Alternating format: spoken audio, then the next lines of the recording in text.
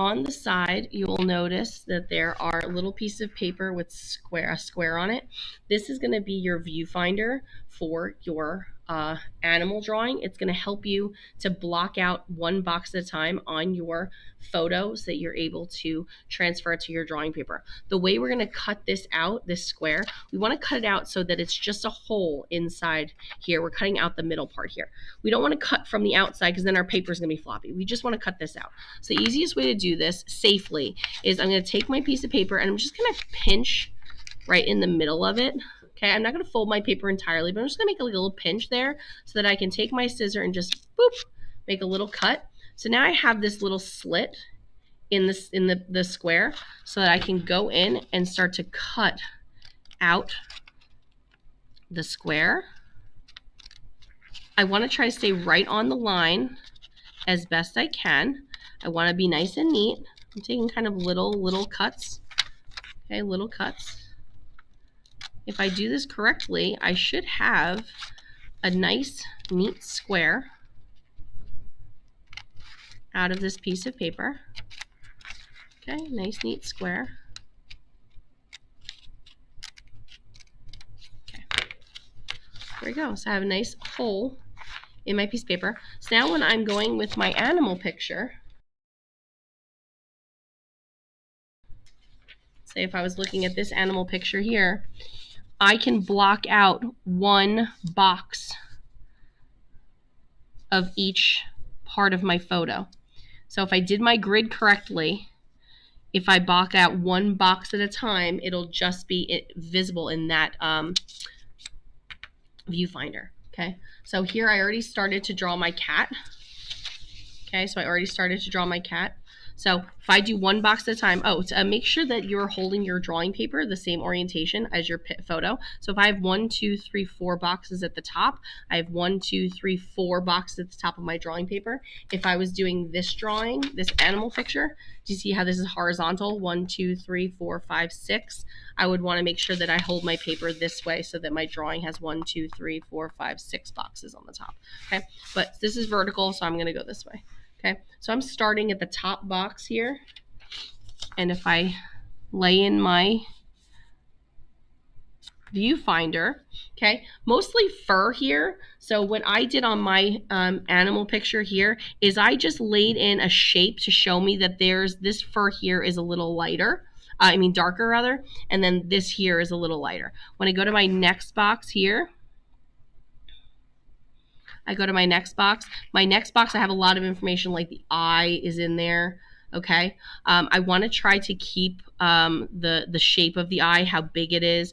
And if I look at my drawing, if I look at my grid here, sometimes I put little crosshairs here to divide this box even further to kind of help me. So I see here that like this part of my eye crosses this line right at about halfway. So you see how that's how I decided where that was going to be there. Okay.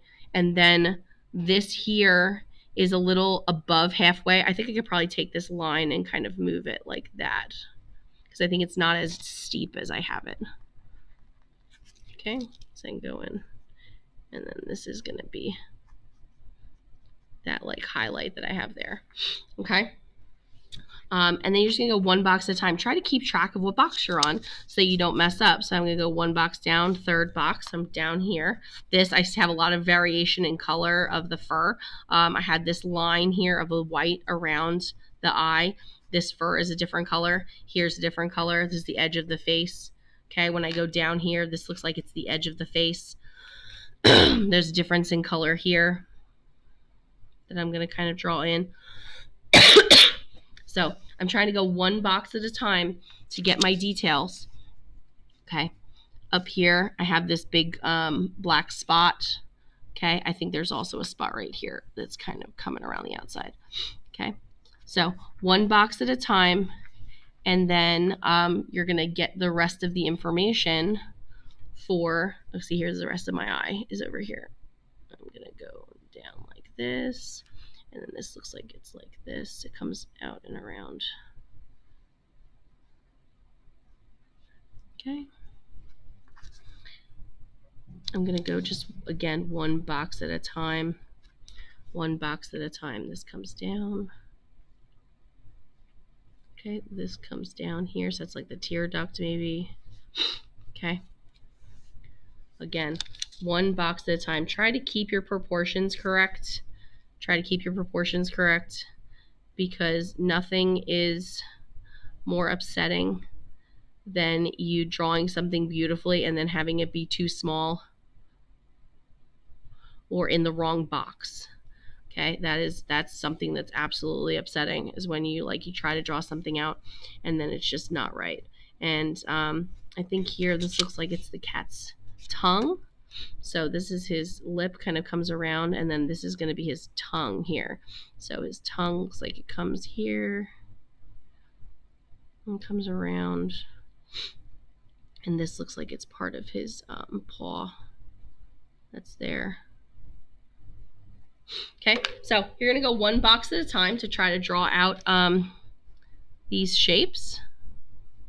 Okay, try to draw lightly so we can erase our lines later. But right now we're just getting big shapes in here so that we can start to shade next time. Okay, so that's the process of cutting out your viewfinder, as well as starting to do your light in your image. Okay, once you have things kind of laid out, you can kind of then take it and look at it as a whole and then decide if maybe things next to each other don't line up quite as nicely and you want to kind of make any edits. Okay,